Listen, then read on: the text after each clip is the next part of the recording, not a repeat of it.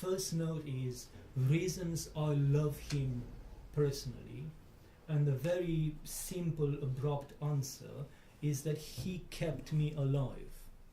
No one else except Father Sophrony and his writings, and I differentiate between the two because I prayed to him personally and then I read his writings. They are two completely different things. They kept me alive for many years in my monastery. Actually, from the very beginning, I still have the first copy of his writings, which I bought the very year I was ordained, tonsure and then ordained. If you begin your experience of Father Sophrony through a book like We Shall See Him As He Is, for instance, the first and most striking thing, to me at least, was the wonderful ability this monk has to perceive and to understand pain.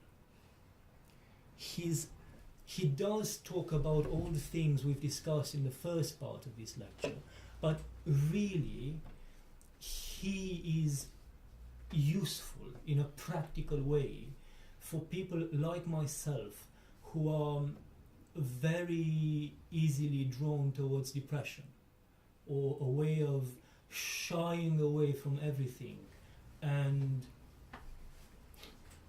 particularly if you fight this wonderful gift but horrible thing to have on your shoulders, this image of death that becomes overwhelming at times.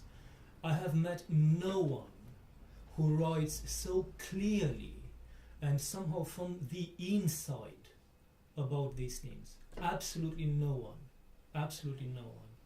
You find a lot of literature in the patristic fathers about awareness of death, and there's a whole theology about it and the way it benefits you and so on.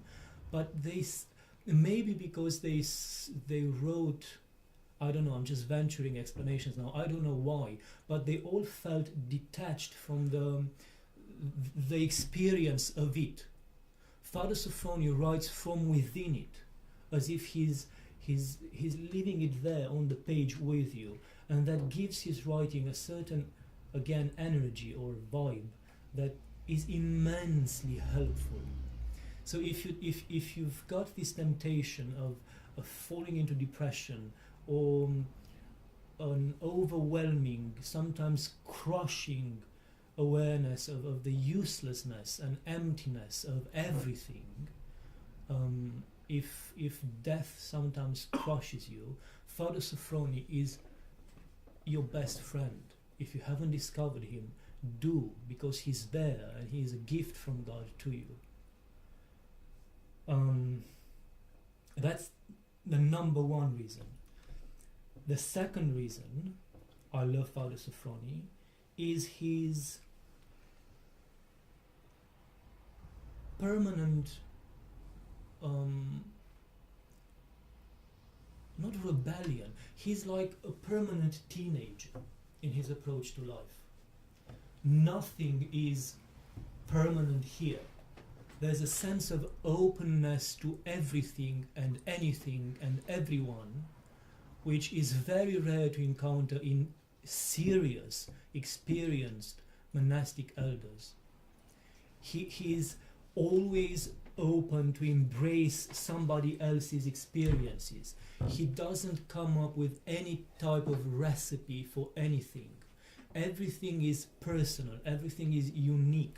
He's got the ability to respect who you are and to respect your experience, even when that experience doesn't really fit his own or apparently contradicts his own. That respect and that openness to the diverse gifts of the Spirit is very rare. Most people tend to hold on to their own experience and then try to enforce that on the people whom they guide. Father Sophrony is not like that. It's almost the other way around. It's almost as if people who approach him benefit him a lot, because they enlarge his own experience of life, his own experience of God. And that is very rare. There's something of that in Saint Seraphim of Sakharov, and his, the famous greeting, welcome my joy, because through the others you grow.